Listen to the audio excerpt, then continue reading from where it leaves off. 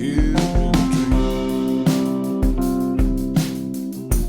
I'm just stuck here in a dream. Welcome to episode 27 of the Guns and Yoga podcast. My name is Wendy Hummel. I realize I say this a lot, but I really enjoyed speaking with today's guest, the tactical chaplain. Since launching this podcast almost a year ago, I've had the opportunity to speak with a lot of really great people doing their part to promote prevention, healing, and resources and programming for first responders and their families. My guest today reached out to me, and I'm so glad that he did. His perspective on integrating holistic preventative habits is right up my alley. Matt Domyancic is a medically retired police officer who now volunteers his time as a chaplain and peer support for police agencies in the Los Angeles, California area. He also is a volunteer for nonprofits that support police officers in crisis, as well as those that are injured and disabled. Matt believes that all first responders can have careers that provide deeper meaning, add richness to their spiritual lives if approached in the right manner. As you will hear, Matt was meditating and journaling as a young boy long before becoming a police officer. He tells us about his Armor Down routine that he created. It includes a holistic routine that integrates physical, mental, and spiritual components. And this was decades ago, long before we started talking about this on a national front. Matt discusses his long road to recovery after several injuries and surgeries that led him to medically retire. With the help of a medical professional that understood the benefits of incorporating multiple non-traditional forms of healing, which just basically meant not popping pain pills, he decided to move to California and really pursue his healing journey, although it was financially costly. Matt knew what his body needed and what his mind needed. He listened to the innate wisdom of his body, and he's in a much better place for it today. To say that Matt is a well-rounded guy doesn't really quite capture it. He's highly educated, he has an impressive resume of trainings that he's attended and taught, and the various assignments that he's held throughout his career. He has also worked as a collegiate strength coach and worked as a mental skills and strength trainer with the NFL Combine athletes, and was himself a linebacker and competitive powerlifter for the Air Force Academy and Collegiate University. He has several advanced degrees in forensic science, sports psychology, and pastoral theology. Matt's favorite place to be, though, is with first responders, whether that means he's riding alongside them in a patrol car, out at the range, or meeting a retiree for coffee. He is just passionate about providing support. Matt's viewpoint is one of prevention and proactivity, which is where he and I really mesh. He lives and promotes the importance of holistic wellness, integrating mental, emotional, physical, and spiritual self-care before crisis happens. Matt tells us his police career is like the NFL, not for long. And so when I first heard him say this, it made me giggle. But when I listened back to prepare for this intro, it really made me pause and reflect, because this job isn't forever. And it's even more important to take our health seriously, because you just never know when it's going to end, whether that be by your choice or something completely out of your control. Another thing that Matt shares with us during our conversation is a couple of other nuggets of wisdom. If your well goes dry, you can't give anyone else a drink of water. Pain that is not transformed is transmitted. And if you don't heal what hurt you, you're going to bleed on those that didn't hurt you. I myself am not medically retired, but I have had my share of stress-induced health issues that manifested in mental, emotional, and physical ways. This is what led me personally to discover my own path to healing. Throughout my career as a law enforcement officer, I developed stress-based health issues that I now know stem from a dysregulated nervous system, chronic inflammation, routine exposure to secondary trauma, and habits that simply just didn't support my health. As I searched for ways to heal my gut, lose weight, sleep better, and feel more energized, I tried different diets like paleo and Atkins, but things never really worked long term. There may have been a short-term fix, but I always found myself back in the same place. My idea or definition of health was, as long as I burned off more calories than I took in, I was good. This meant grinding it out in the gym with my hardcore early morning workouts, even though I didn't get enough sleep. My mindset was that sacrificing sleep was the norm. I operated like this for years. Although I had been practicing yoga and meditation for a little bit, it wasn't until I found Ayurveda that things really began to shift. And you probably are asking yourselves, well, what is Ayurveda? It's an evidence based framework basically supported by modern science and behavioral health research for those that really just want to live their best life, improve your health, have increased energy, and strengthen mindset and relationships. Bottom line is that it's something that's really been around for thousands of years. It's really not any new information. And it's just really all about adopting small lifestyle habits in accordance with circadian rhythm. By making these small lifestyle habit changes, I was able to get my physiology back into rhythm, and this changed my life and my health. If you're interested in learning more about my Radical Resilience program and the lifestyle habits that can support you regardless of what stage of your life or your career you're in, please email me or go to the wendyhummel.com website. There's several free resources on the site, a few yoga classes, some yoga workshops, and more classes are going to be added monthly. For those of you that are local, which means you're in Wichita, Kansas, I'm hosting an in-person mini retreat on February 12th, and there are 2 spots left. The focus is self-compassion, and we're going to practice yin yoga and slow flow yoga. We're going to do some journaling, meditation, share a light lunch, and so much more. I'm really looking forward to it. Now, on to the show. Welcome to the show, Matt. Hello, thanks for having me. Yeah, so we were just chatting before I hit the record button, and I was stumbling over how to pronounce your last name. So here we go. I want everybody to know that about to talk to Matt Domyancic. No, Domyancic. Is that right? Domyancic, you got it. Okay. Yeah. Gosh, I don't know. I was having such a hard time with that, but we were chatting a little bit, and Matt is the tactical chaplain, which I think is like the coolest name. And we were also talking about the fact that guns and yoga and tactical chaplain are kind of like 2 words you don't typically hear together. So that's another reason why I think you're so cool without even knowing you yet. So Matt, if you could just kind of start out, let everybody know who you are. You are a former police officer, currently in the trenches. There's so much more to you, but I'm going to let you kind of introduce yourself. Tell everybody what led you into your career in law enforcement and kind of where you're at today. Oh, so I'm a medically retired police officer. I Mhm. worked patrol, peer support, SWAT, and full-time police academy instructor for fitness and officer survival. I was also concurrently a college strength conditioning coach and doing sports ministry, first at Yale, because I started as a cop in Connecticut, then at Georgetown. I was a cop in the DC area. Why did I get into law enforcement? Long story short, I always thought I wanted to be a Fed or I was going to be in the military. And I did start out at the Air Force Academy for 2 years, but I was not going to be able to fly. And through an internship during my first master's degree in forensic science under Dr. Henry Lee, I lived on a mountain in West Virginia at a place called Storm Mountain Training Center with a former DC SWAT, Special Forces, and rumored to be Delta Force badass dude named Rod Ryan, who was a great mentor of mine. And for 3 months, I did, combat shooting, sniper, rappelling with a lot of SWAT teams and Special Forces types back when the Middle East was hot. And I also met federal agents during that summer, and I just didn't have the same vibe as the enlisted special forces guys or like the metropolitan SWAT dudes. I also had some federal agents in my grad school classes, and that it's just a different personality than like the street cops. And also there were feds that told me, hey man, I had way more fun when I was a cop. Like I became a fed for the benefits and it's good this and that, but it's more a white collar job a lot of the time. So I ended up thinking I wanted to be a Fed, and that's why I went to grad school.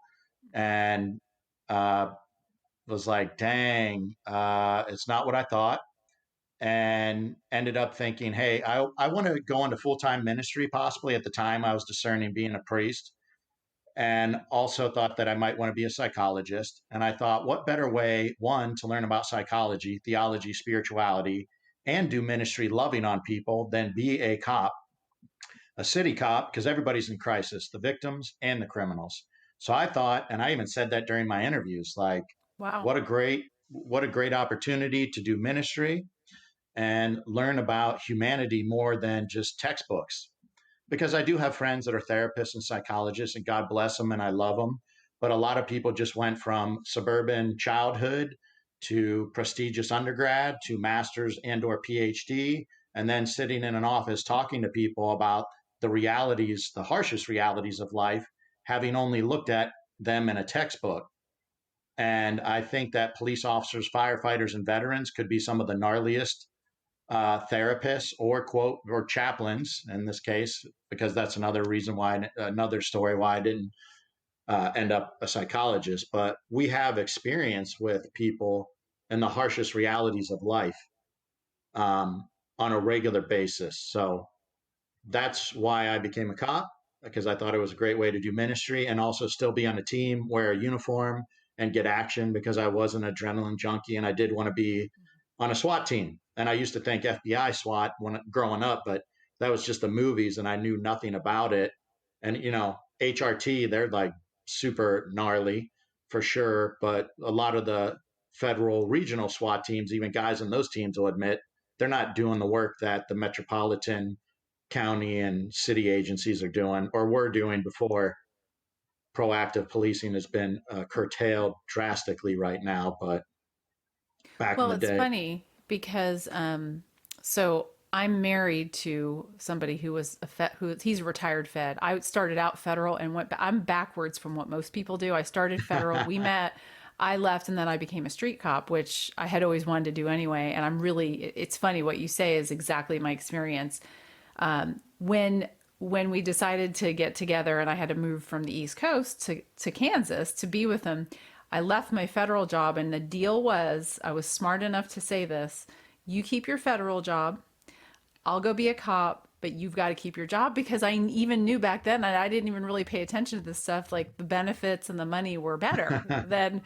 So, and but anyhow, it's funny that you say that, because yeah, we've had those conversations throughout our marriage about what he does and what I've gotten to do. So I cool. wasn't on the SWAT team, but my brother-in-law is actually a retired Fed, and I could, if he's hearing this, I could kind of make fun of him being on the SWAT team, but I won't do that. But I will say I have met so many feds that have done way more police work than I've Yeah, ever done. And sure, there's guys on units and different teams and positions in federal agencies that are out on the streets doing stuff too. However, there are a lot, absolutely. I mean, there are a lot of Fed jobs that are not like the movies. They're not the ninjas. They're not the gunslingers. They're No, doing that's good work, but it's right. not chasing people in the streets. Yeah, no, for the most part, I would agree with that. But, going back to what you said, you talked about something that you said during your interview when you first became a police officer. Mhm. That was pretty insightful to have that, to say what you said during your interview about humanity and serving. And I'm assuming you were pretty young at the time. Yeah, maybe 24, whatever I finished grad school. Well, there's longer stories. Like I worked in corporate America for a little bit. Uh, they're funnier stories for some other time. My friends were like, dude, we know you want to be like Jesus, but you're pushing some of the stuff too far. Like when I decided I didn't want to be a Fed, I got a job as a carpenter framing houses and didn't tell Oh people boy. my academic background, because I Uh-huh. was like, I don't want to commit to a job unless I know I'm going to be there forever. And some of my friends from Colgate, which is where I finished undergrad, were like, dude, this is taking it too far. You got a Colgate degree and a master's in forensics and you're framing houses. Like, so I ended up doing finance for 6 months before I became a cop. But yeah, I was probably 24. I said that during interviews, and yeah, I can't. I remember the responses were kind of like, "What?" I also got questioned about the Colgate and master's degree in the panel interviews, saying you're too smart to be a cop, and I'm like, "You want dumb people carrying guns and driving fast?" Like, so I got even mocked about that in my department sometimes, like you're too Hmm. educated. Although out here and even in the DC area, I've met plenty of cops that have been went to Berkeley and Notre Dame and UCLA and or have masters or even law degrees. So um, yeah, I don't think you can be too smart to be a cop. That's kind of Yeah. silly. Yeah, I agree. And I think it's changed. I agree with you. I think maybe back earlier, It wasn't as common to have Mhm. higher education, but I think it's becoming more of a common thing for people to have. Well, maybe one master's, but in your case, what, two or three? What did you say? How many do you Three, have? but three of them, but two of them are after I got medically retired. Gotcha. And Okay. it was supposed to be a second master's, then a PhD, but then I ended 3.5 years of workers' compensation, cutting off my benefits and pay and trying to get me to go back on opiates and drugs rather Mm-hmm. than I do functional and integrative medicine, Mm-hmm. which costs more money to, I get vitamins and supplements, vitamin IVs instead of opiates. I go to physical therapy pre-COVID. Every week I went and did neuro and biofeedback meditation in a psychiatry office and Mm-hmm. psychotherapy. Um, yeah, I do things that cost them more money but make me healthy long term versus opiates, benzos, muscle relaxers, sleep meds, psych meds. Um, so I didn't get a PhD because I had 3.5 years. This was 4 years into being retired. I had 3.5 years of no money and no medical care and back and forth, West Coast to East Coast, and court battles over my benefits and trying to justify more holistic medical care over give me tons of drugs. Wow. So let me make sure I understand this. So because of the type of treatment you opted to get that you just went and explained to us, they wouldn't pay for that and that's what you went to court to fight.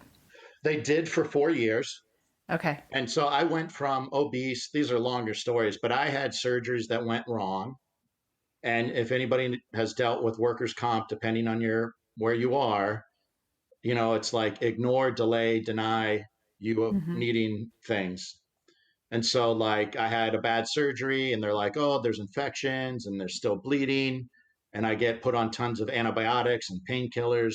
And it takes 8 months maybe to get the next surgery that I should have had like immediately.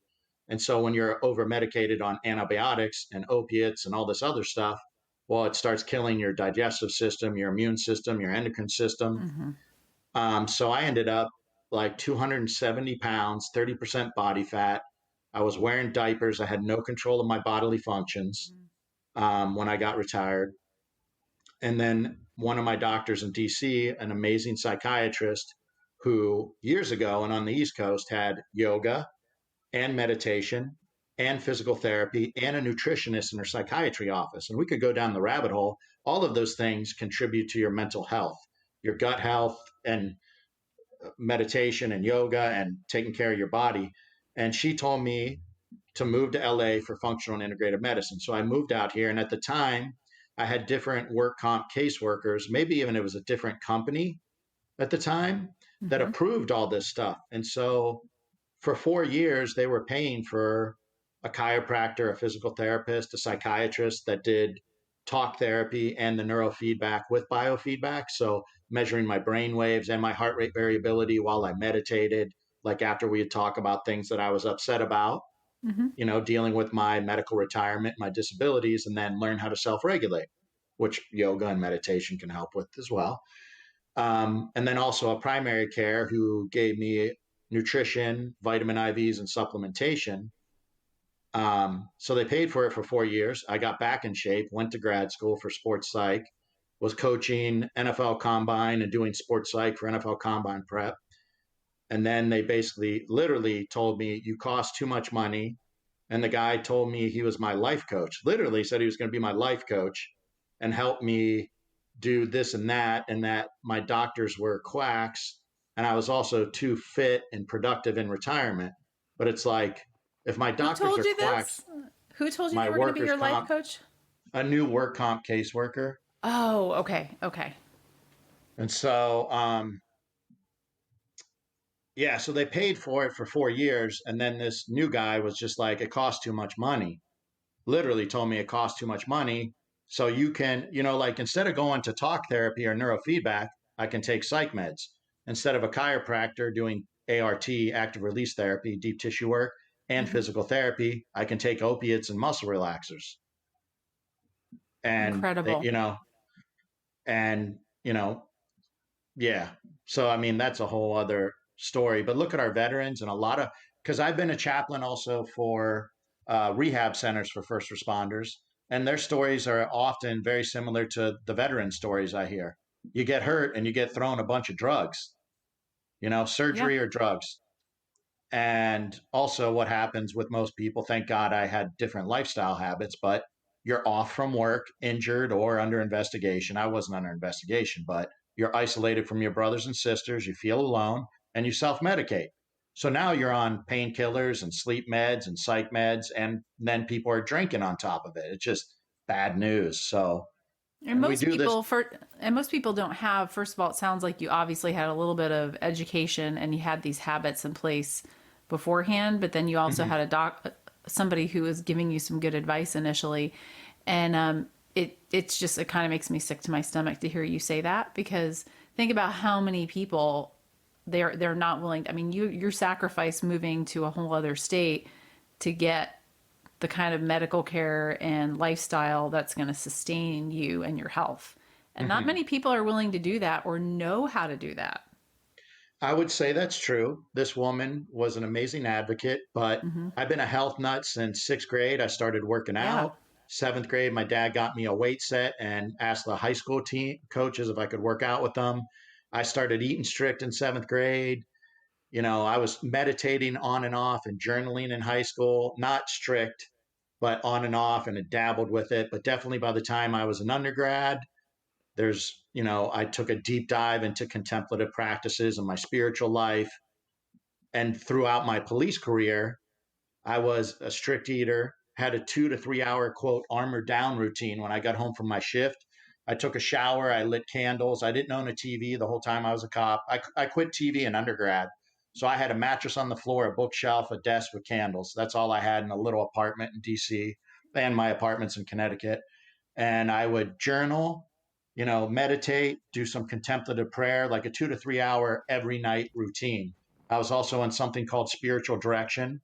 And I would always find priests that were also therapists it was kind of like you have a spiritual companion where you can talk about deep things in life and become more aware of where God's showing up in your daily life, including at work for me, because there's a lot of things I'm like, how's God involved in this mental illness or this murder, or where's the answers to this?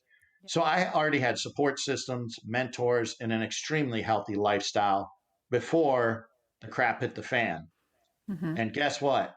It still was dark and depressing and difficult, which is why I want to encourage better wellness and healthy lifestyle habits for first responders, because at some time in all of our lives, pain, loss, and change is coming. It's inevitable. And even if it's a full 20 or 30 years and you retire, we have too many suicides or depression, or people end up having issues or even divorces after they get retired. So we know it's coming. Why wait? And then when somebody's got PTSD and suicidal, then we have some wonderful retreats out there, or peer support says, let's help. But that's like saying, I'm going to wait till I'm 300 pounds, smoking 2 packs a day, eating McDonald's, and drinking 4 liters of soda pop, whatever you call it, wherever you're from. And then let's get back in shape. Let's do little things to stay in shape throughout our careers rather than wait till we're like completely broken. And then you get to go on a retreat and do meditation, yoga, journaling, small group sharing, nature activities, talk to a therapist. If those things work for some people when they got PTSD and they're suicidal, why aren't we teaching those same things to people throughout careers and putting on retreats, even including taking it a step further with the guns and yoga? I've been trying to put on with someone from San Luis Obispo Sheriff's Department. We want to do retreats where we do tactical shooting, defensive tactics, and then meditation, yoga, journaling, all in the same retreat. So you're doing the warrior alpha male stuff, but you're also doing some stress management, self care, self regulation. And also, there's different ways. How can you keep finding meaning in the suffering and adversity and the misery you're immersed in as a first responder? So, first of all, wow, everything you're saying, I'm just like, nobody can see us, but I'm just inside, I'm just like, I'm nodding and I'm like, you're speaking my language. So it's always fun for me to meet somebody who, we're really like-minded, because I think that we're getting better at convincing people of what we're saying, but I still think there's a big gap in maybe knowing some of the stuff. Maybe there's some evidence to show that yes, but I still think there's a big gap in knowing it and being able to implement these kind of programs and information into agencies. I don't know what your take is on that, but how do you foresee, or how do you recommend getting these kind of programs to people so that they do this when they start their career? Well, it'd be nice. So here's the things, the budget cuts, right? Defund the police. We were already, when I say we, collectively, law Mm-hmm. enforcement, even prior to COVID and George Floyd, agencies were not getting applications because we have demonized the police since the Michael Brown and BLM movement. So police departments were having less applicants, which can lower the quality. Then there's pushes for diversity, which is a great thing. But unfortunately, some departments drop standards to push the diversity, which then lowers the standards for everyone in the academy because they want to push everybody through. And there's not enough time in an academy even to do enough fitness, fighting, and tactical firearms that you're even proficient at that by the time you leave the academy. And they're doing training is not check the box on PowerPoint, but that's a lot of law enforcement training in the academy. That is not training, that's information. Training is applying that information in a practical manner in the real world, especially with physical motor skills, to where you develop them to where they're automatic, and then you use them under stress and have to make decisions. And if you're interested in that, read Dustin Solomon, buildingshooters.com. He's doing a lot of research in the brain science of decision making and use of force and how to train for it. But we don't even train enough of those things. And then how are we going to add in yoga, meditation, journaling, self regulation, stress management, life balance? Like I've said, I wish we could extend academies 2 months, but you would need more funding. And then check the box with your states or your county or whatever your things are to be certified. And then the last 2 months, every day is just a fitness session, a defensive tactics session, tactical shooting session. For 2 months, every Friday is a scenario day. And in between your PT, DT, and shooting, all right, we do PT, then we do a gratitude journal, even if it's 10 minutes. All right, we're going to hit the range. We do 2 hours of tactical shooting. Then we're going to do some Tai Chi or yoga or Qigong. Take your pick, who teaches what in your area. Then we do our whatever, I forget, defensive tactics, fitness. And then at the end of the day, we do breath work or yoga or whatever. And I don't care if it's 10 minutes, but if experientially people got a couple months during their training, especially contrasting shooting, meditation, defensive tactics, journaling, physical fitness, where you're pushing it hard, and then breath work to calm ourselves down, self regulation, to experientially learn that stuff and get in really good shape. Like before special operations units deploy, they train their asses off for an extended period of time. So they're tuned up before they have to go to war to do things to protect this country and allow us to live these beautiful lives we do over here. But special operations guys get more resources than cops or firemen, and college athletes get more resources than cops or firemen. Like, here's bare minimal training as a police officer, and it varies everywhere. Like, there's a lot of good cops in Connecticut. That's where I started, but the training was 20 years behind the training in DC. And I had already trained with Storm Mountain and Rod Ryan and all kinds of shooting, pistol, carbine, shotgun, sniper. So when I went to that academy and they're still shooting Weaver, I'm like, what the heck? The driving was horrendous. I was doing defensive tactics with Tony Blauer while I was still in grad school and going to New York City on the weekends with a guy named Vinny Giordano and doing sambo, judo, jiu-jitsu, Muay Thai before MMA was cool, and training with Roger Denton in Connecticut. And he was a JKD, jiu-jitsu, Muay Thai guy. So then I'm like, the DT I got in the Connecticut Academy was like throw a punch, hold your fist in the air, let somebody grab it and do a takedown. Like not real, not practical. So the shooting was bad, the driving was bad, the fighting was bad. So my God, when you see a video that looks bad on social media, you don't know if those cops even had the training. They're not bad cops. They just haven't been trained properly.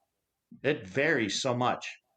So I think you had mentioned when you were working as a police officer that you actually were a wellness coordinator for some Hmm. time. Am I Hmm. remembering that correctly? That's Can you correct. tell us a little bit about what you did when you were the wellness coordinator, the kind of programs that you were in charge of for the either the recruits or the rest of the agency?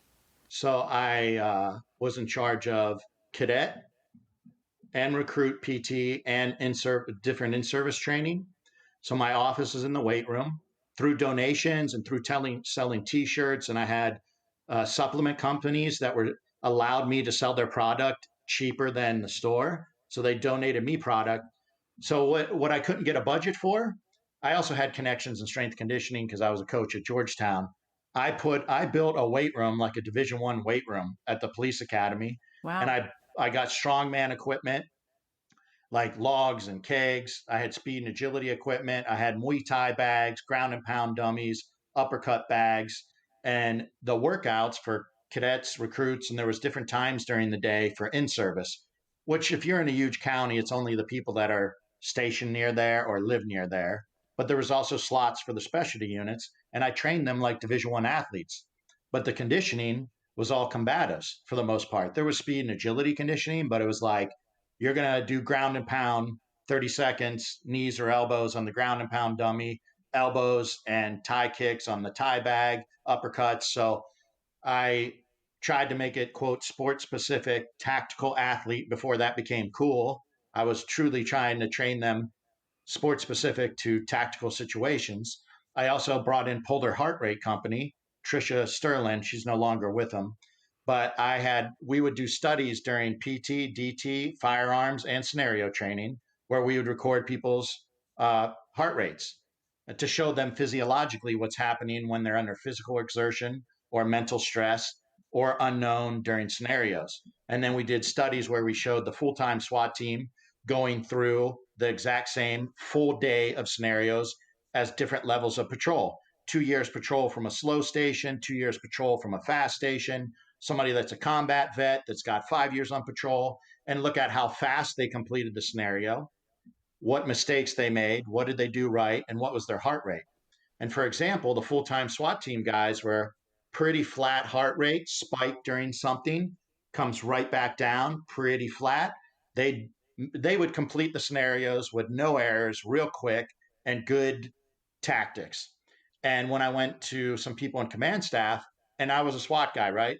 I was out on injury, but I was a SWAT guy. I'm like, SWAT guys aren't better. SWAT guys get to train all the time. They get to, the full time guys are in the gym every day. They're shooting all the time. They're doing scenarios all the time. And they're hitting houses doing warrants all the time. That's why they're good. I mean, granted, Yeah. that I'm just saying, but the patrol people are showing up to the mall or the synagogue shooting or the church shooting or whatever, and they don't have enough training. And my agency trained a lot compared to others. And I'm like, and still people were not prepared, in my opinion. And so I tried to use the heart rate studies to show that we needed more training, and they did let me put on more scenario training.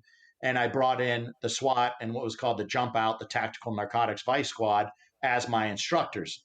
Versus, no offense, there's some police academies where the instructor worked the day shift in a slow district, and now they've been at the academy for 10 years. And so somebody who's going through a scenario doesn't respect their opinion. But when you have the full time SWAT guys and the jump out guys that are operational, that are giving you instruction, like you're even more motivated and encouraged.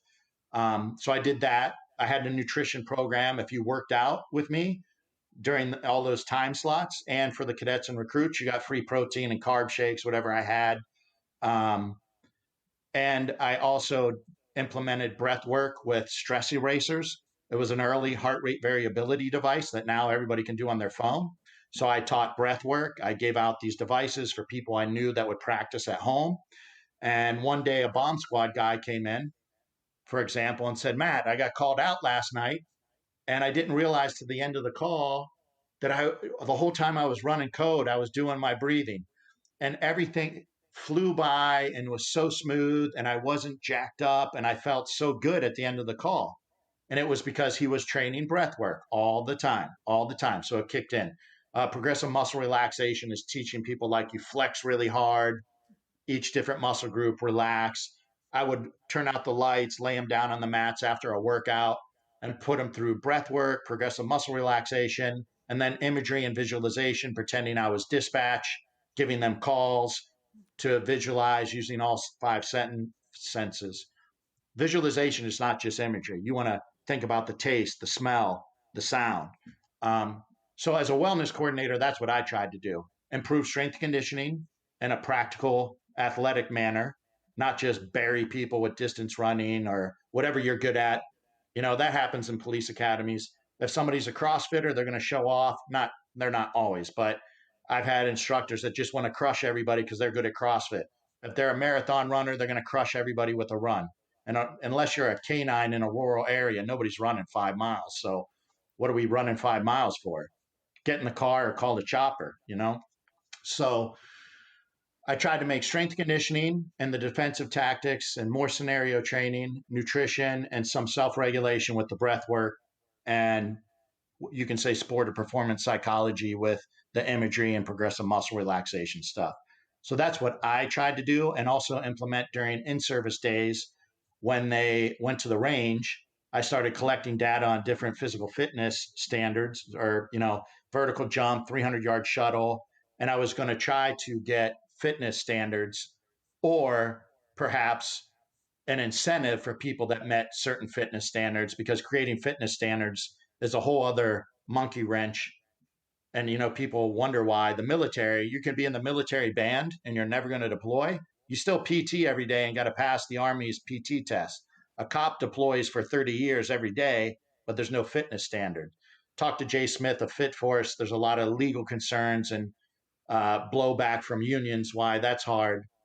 But I also was trying to create standards to where maybe we could incentivize it. We can't force people to do these PT tests, but if you do it, maybe you get a $500 check or something, So are or a some of pin. these things, obviously the recruits have no choice. They've got to, when they're in the academy, they have to do what they're told. But the other things that you're mentioning for the people, the rest of the agency, is this something that was voluntary or was this something that was mandatory for them to do? Because it sounds like, gosh, it was really innovative back. I know people are doing more and more, but to be able to have that evidence to show your command staff, hey, look at why we need to do more of this. Yeah. You can't get any better evidence than that, in my opinion, by showing them. So when you did put on that training, was it something that they had to go to, or? So I have, or maybe I don't know, the evaluations for that, for the one thing we called Train to Win, where I brought in SWAT and Jump and they were the instructors, full day of defensive tactics, tactical shooting and scenarios. It was bust your balls, very hard, right? Because you're fighting, like it's hands on, there's force on force with ammunition. Everybody that went through it loved it and said this should be mandatory, including supervisors that went through it. And I even had Excellent. a major at the time go through it. She's now had retired and she's a chief of another DC area, Northern Virginia department. And she's was and probably still is super badass. And they all pushed for it to be mandatory, but it was voluntary because it was too hard. And there's going to be people who are like, that's too hard. And logistically, it is hard to put, no matter how big your department is. And now that we're short staffed everywhere, hey, you're going to pull people and put everybody through a 1 or a 2 day, all this defensive tactics, shooting and scenario training. But I say, why aren't we looking at these videos and saying the agency, the city or the county is failing to train those officers? Like the cops that are fit and can fight and shoot, they're going to make less errors under pressure, which is going to be less of these ugly incidents where there's millions of dollars of payout. It's also going to be less medical retirements for people either getting hurt or getting PTSD. If you're fit and can fight and shoot, you can de-escalate better, you can communicate better, you have a better command presence, and you make better decisions under stress. There's videos where there's justified shootings, but the officer had to shoot them because they either couldn't fight or quite frankly, they were obese and out of shape and got knocked down and were getting their head smashed off the pavement, where it wouldn't have happened to somebody that's, fit or doing some martial arts or training more. So part of this is agencies, I think, failing to train, but they don't have the time or the budget, as we spoke about. But some of this is also when you're a cop, when you decide to go into this profession, This is your life insurance policy, whether it's your mom and dad you care about, your husband or your wife or your children, or your partners on your squad or your team. You better be doing a little, at least fitness, and maybe try to go to a defensive tactics seminar once a year. And, I say at least a 2 or 3 day tactical shooting class once a year. If your agency doesn't host it, find out who the ex Green Beret, Ranger, Navy SEAL, Delta guy is in your region that puts on a combat shooting course and go to it and get some shooting and moving, shooting at moving targets, shooting from a vehicle, shooting in or around a vehicle, and shooting from different positions, not just punching holes on paper and broad daylight with no stress. That's not training, that's marksmanship and qualification. Well, and what I love about what you're saying, and people will have to look you up on your website to see what you look like, okay? Because to look at you and to hear you talk about things like yoga, meditation, breath work, and visualization and journaling, you don't typically see somebody like you who's talking about that stuff. Now, people expect it from me, right? I talk about that stuff all the time. And I'm a retired cop, but I don't look like you. So I just want to point out how important and significant that is, because you have, I don't really hear as much about the importance of this holistic framework, how important and imperative it really is, because you just hit the nail on the head, in my opinion, when you said all of these things are related to other things. So if you take care of yourself, you're physically fit, your physiology, your biology is intact, you know how to self-regulate, you're going to perform better, your mindset's going to be impacted. So I think it's really hard for people to get that, because I still think people compartmentalize all of those things, nutrition, fitness, mental health. I don't think they understand, at least in my experience, how interconnected they really are. Like even just gut health quickly. Your gut health ties into your mood, it ties into your immunity, it ties into your cognitive function and your overall inflammation in your body. So if you're eating like crap, like you could be causing depression, and you could be jacking up your sleep, and you're definitely compromising your immune system. So there's just eating alone. But yeah, each of these things, exercise, meditation, everything is integrated and synergistic. And the more we do of the healthy things, the healthier we're going to be, mind, body, and spirit, for real. Yeah. And people should know that there's people out there. I wish there was more of them, but there are like the ex Navy SEALs and Green Berets that now teach yoga or meditation. It's not as common, but there's other alpha males out there that do these things. And I wish we would get over the stigma of you can't be. And, I did, like, for instance, I did thing with NFL guys. I did breath work and stretching, which is basically yoga, but I didn't tell them it was yoga because the stigma of the word. I also was just a quote strength coach for NFL combine guys. We didn't tell them all this other stuff I was doing was quote sports psych, because anytime you use the word psychology, there's a stigma, even sports psychology, but definitely clinical psychology. So I wish we would work on destigmatizing and normalizing self-care, and get out there that self-care is not selfish. And just to do a quick analogy, cops and firemen, they have their lifted trucks or their sweet muscle cars or their fancy European whatever cars that I know nothing about because I'm a truck guy. But they're mint, they're waxed, they're good to go. But as far as self-care of their own bodies, cops they'll run their own engine and mind until the check engine light comes on. And then they'll put a piece of black electrical tape over the check engine light and mash the gas pedal even harder until smoke's coming out of the exhaust. There's steel belts showing on the tires and the brakes are squeaking and the rotors are warped. That's how I love that cops analogy. Yeah. That's how cops are with their own self-care, but they would never do that to their vehicle. Why are we not rotating our tires, changing our tires before the steel belts are showing, changing the brakes before the brakes are squeaking, checking the fluids every once in a while, changing the wiper blades? I mean, self-care is not selfish. If your well goes dry, you can't give anybody else a drink of water.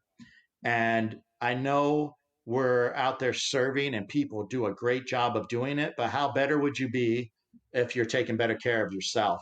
Because I don't want cops to die at 57 or 10 to 22 years, shorter than any other profession, and higher rates of cancer and like there's a laundry list of diseases that cops have at a higher rate than other people. And it's because we're not taking care of ourselves, and we're not sleeping, and we have bad diets, and we're dealing with cortisol and adrenaline dumps all the time that we have to work hard at counteracting.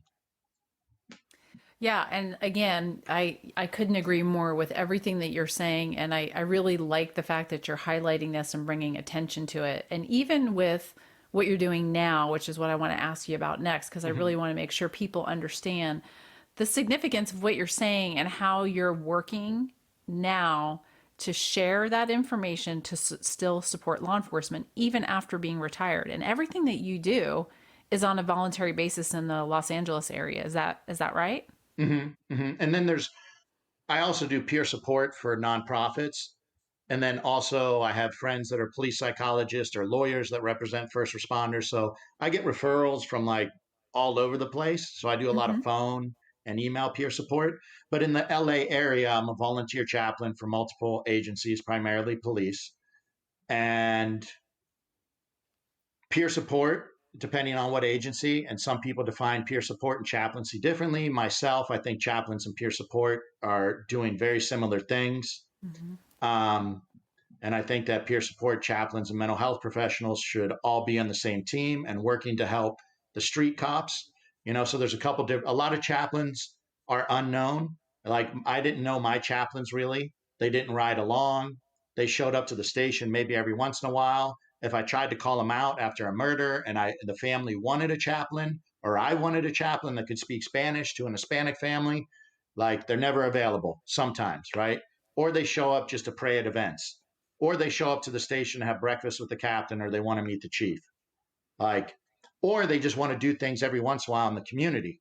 So I think there is a difference. Are you a chaplain for the community or a chaplain for the cops? And if you're a chaplain for the cops, which I think we should have, and they should be working with peer support and the mental health professionals, the only way you're going to be of any use, well, one, you have to be culturally competent. So how do you become culturally competent? I think we should recruit more retired first responders and veterans to be chaplains, whether they're ordained clergy or not.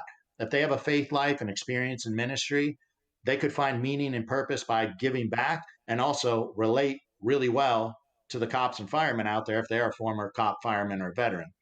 But you need to ride along and do station visits and attend and observe training, or do the training if they let you. I mean, I'm unique because I'm like still in shape and can still get after it. And depending on agency, like they let me do the firearms training, they let me do EVOC and PIT, and they let me do DT or observe. And that helps build relationships. Dude, the chaplain's pretty good with the gun. And wow, the chaplain's pitting somebody. Like he's not here just to preach to us, because being a chaplain, people don't know, it's a ministry of presence. And you're supposed to meet people where they are, whether they're religious or not. It's not about preaching or evangelizing. You're not there to promote nor deter the pursuit of religion.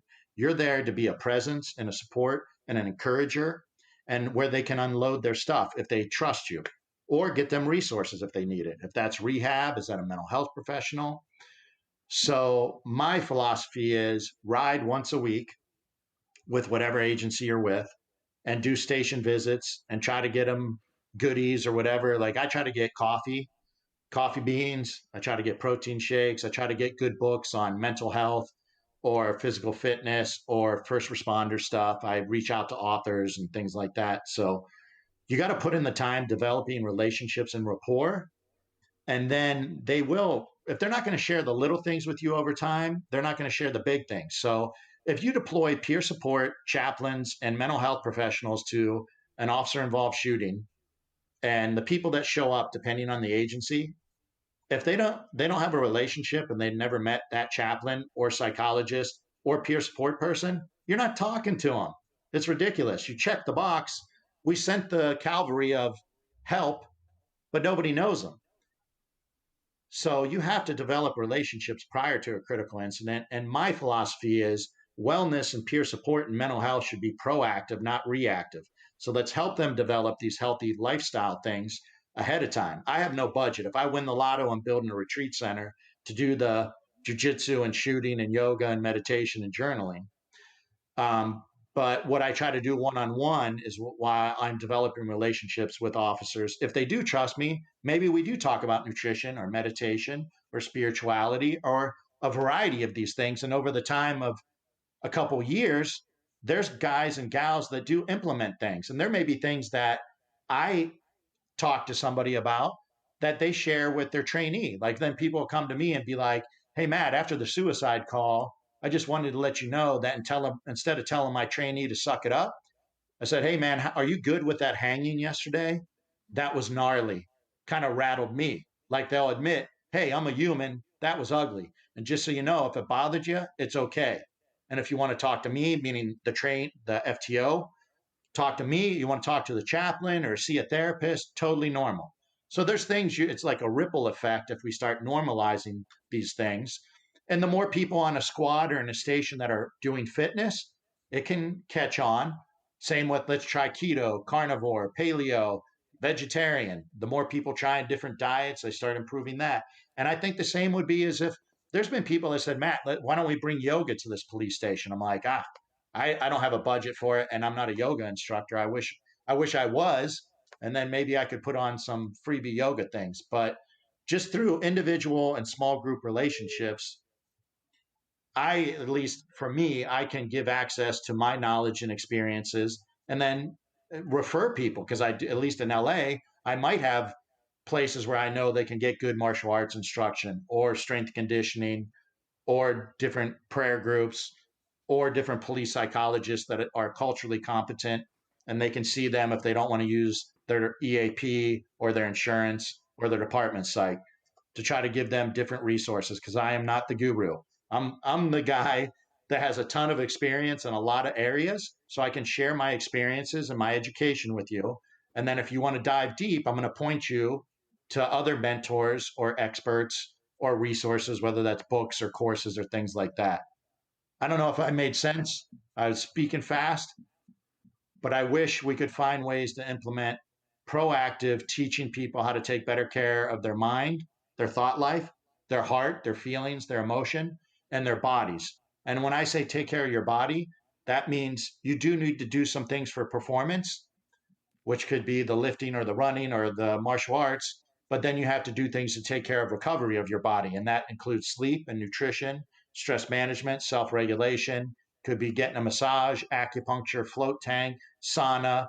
There's a lot of components to our physical health, not just grind, not just power lift, Olympic lift, bodybuild, train for a triathlon.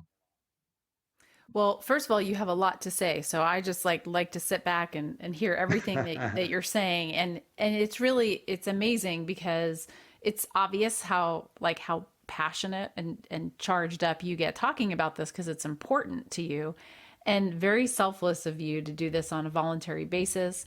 And you're so invested because you're right. Anybody who's going to do this kind of work, whether it be peer support, chaplaincy, working with troops, getting them to trust you, there has to be that relationship and that trust. And you're only going to get that if you're either part of that organization for a while or you're doing the things that you're doing. So kudos to you for making that. I mean, some people would call it a sacrifice because I don't know that many people would be willing to do everything that you're doing to help first responders.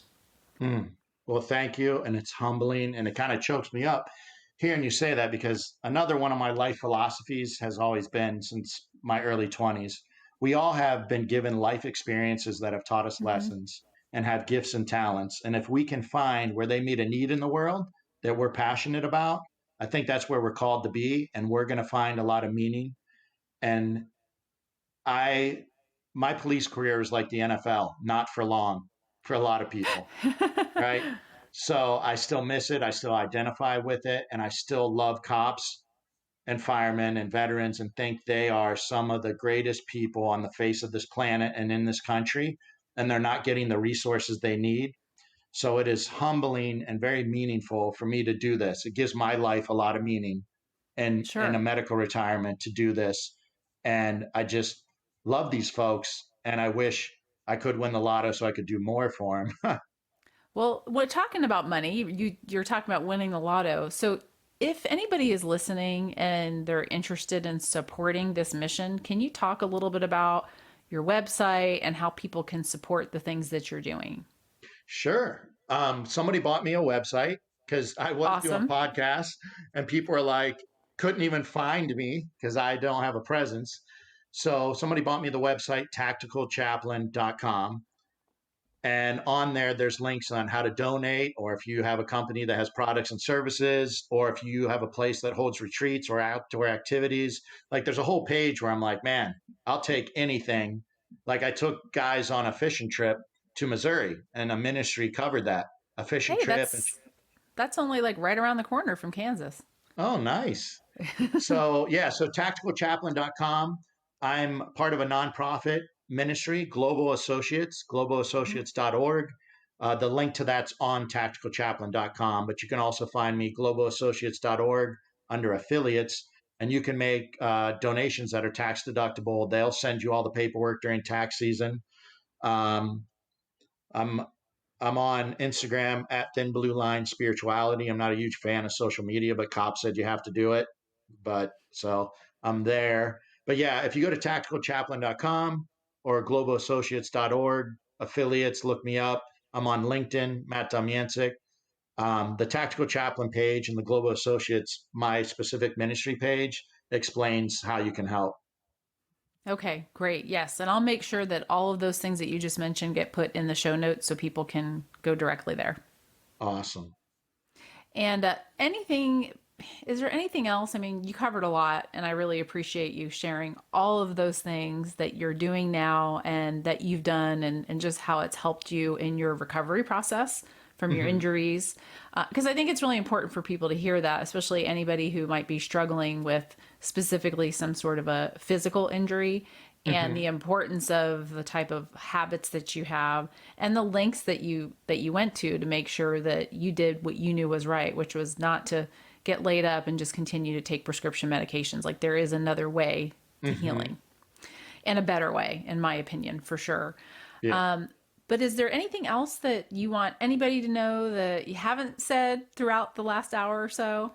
I can't think. There's a couple of things I always say, and I do want to mention that we were putting on retreats, peer support retreats, and when I say Hmm. we, myself and like police psychologist, depth psychologist, theology professor, we were putting on proactive retreats, but COVID shut it down, and we were trying to create another nonprofit to where cops and firemen could do 2 to 4 day retreats with us, where we would teach them these things experientially out in nature, get a chance to unplug. I hope we can do that in the future, and there's some stuff on my website about that. Now, some of the things I always want to say are: first, self care is not selfish. If your well goes dry, you can't give anybody else a drink of water. Pain that is not transformed is transmitted. If you don't heal what hurt you, you will bleed on people that did not cut you. So this means you got to work on things in your life, whether it goes back to childhood or it's a bad call that upsets you. What are you going to do to process and learn a lesson from that rather than pass it on to your family, friends, or maybe even the next call? Something else that's a big problem with men, especially first responders in general, because all first responders get into this control freak alpha male stuff. Work on your own stuff first. Like you can attend courses and read books on whatever self care or leadership. If you don't apply this stuff to your own life first and model it, then it's not, you didn't learn it, right? So even before you go around and tell people about wellness or mental, emotional, spiritual health, work on your own stuff first because you're not Uh-huh. going to have credibility if you don't. I, And it's I a was just life. going to say, yeah, cops can see through bullshit. So if you're saying it, but you're not, you're not embodying it, you're not living it, then the message is not going to get transmitted correctly or Yeah. accepted, I should say. Yeah. And I don't know, because you know what? Unfortunately, a lot of us do learn our lessons in these come to Jesus moments through severe pain. And some of the greatest growth periods in my life are the post traumatic growth Yeah. from the severe pain and suffering. But just know that pain, change, and loss is coming to all of us at some time, even if you get to do your 30-year career. And if you do not have a support system in place, different communities like in your life, if you don't have different mentors and elders and lifestyle habits to sustain you now, it's going to be that much harder to do these things either when you get retired or you get injured or you get in a shooting or see something that's horrendous at work. So I don't know how to change that with cops because you could put on free training. And even out here, I volunteered with the DEA when I first moved here, and we would get UFC fighters, and I was still connected to the supplement companies. It would be a free day of jujitsu with a UFC guy, and I'd give you 4 jugs of protein to take home. That's like $200 worth. And it was the same 20 cops every month. Like, and we told there's the same 20 cops and federal agents that knew about it, but you can't even give away free training sometimes to the cops. But man, Hmm. this is our life insurance. You got to have some fitness level. You got to be able to fight a little bit, and you got to be able to do some tactical shooting. And you probably don't get enough training from your agency. And on the flip, you got to know how to take care of yourself, sleep and nutrition, stress management, self regulation. And so it sounds like they should listen to your podcast, get to your website, or hire you to come out and teach them yoga and mindfulness and things like that. Well, I get to do that. I mean, I work as a wellness coordinator at a sheriff's office from the same town that I retired in. And actually, I was going to mention to you, so it's almost like you need to come here and do some of your things, and then I need to go there and teach some yoga and meditation because, but in all seriousness, I can, after we're done, I can talk to you a little bit more about if you're serious about needing to find a yoga teacher. Through Yoga for First Responders, I bet you there are plenty of people that are qualified that can fill that void to be able to teach yoga if your people are interested. Awesome. And that's Yeah. awesome that you get to do that. And kudos for your agency. I wish Hmm. every agency did that. And I would like to mention, like, as far as peer support being more proactive and incorporating wellness, I have this shirt on, Live Like Lexi. Lexi Harris was a Seattle officer that got killed this year, unfortunately. But they even as bad as Seattle is, they had a full time peer support and wellness unit with like a lieutenant, 2 sergeants, and at least 3 officers full time devoted. And they included nutrition and teaching about sleep and defensive tactics and fitness. Hmm. Like Lexi was like a badass cop with a heart of gold, but like competed in jujitsu and was jacked and lifted weights and took additional firearms training. And they went out and were proactively doing that with their agency. It's a shame of what's going on there, but I hope that if the tide turns and agencies get funded, that they have more wellness coordinators and peer support and wellness units, and they do proactive teaching in these different areas, which also destigmatizes speaking to you. Because if you're doing wellness and not just peer support shows up after a critical incident, that destigmatizes talking to peer support. Because otherwise, if you're talking to peer support or the chaplain or the psychologist, oh, dude, that person's got PTSD or they're an alcoholic or they're suicidal. That stigmatizes it too if the only things you're doing are reactive Mitchell model debrief after something really bad.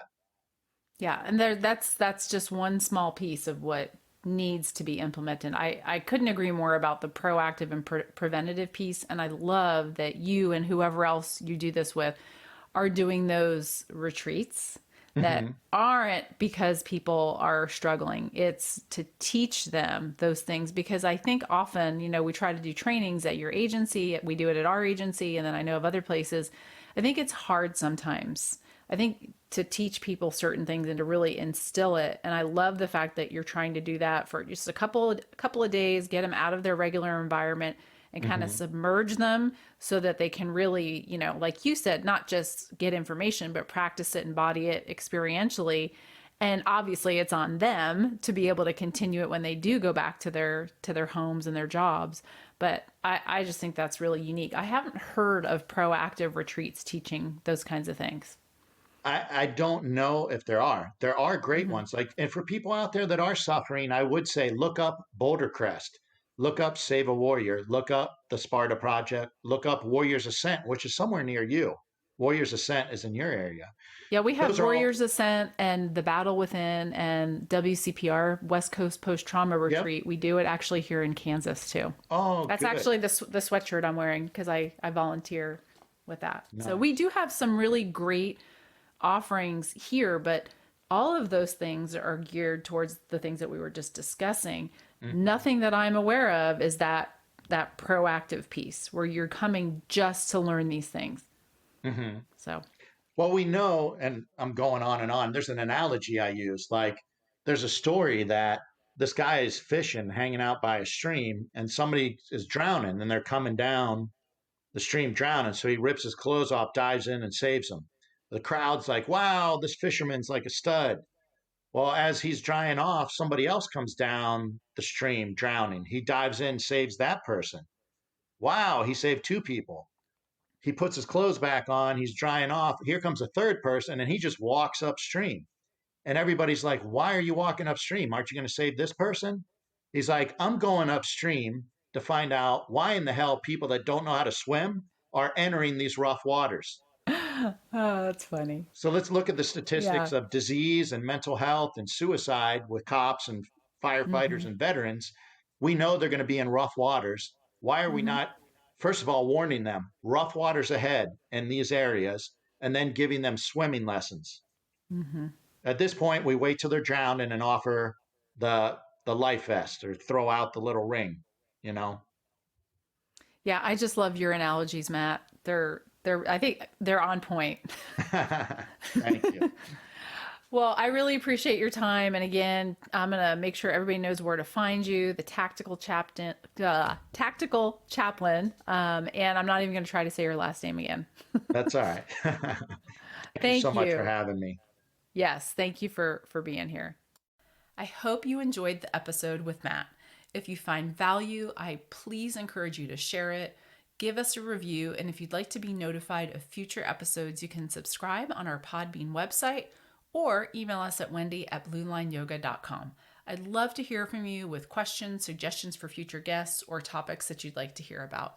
And if you want to learn all of the ways to get a hold of Matt, go to tacticalchaplain.com. That's his website. You can find him on Instagram at @thinbluelinespirituality or on LinkedIn under Matt Domyancic.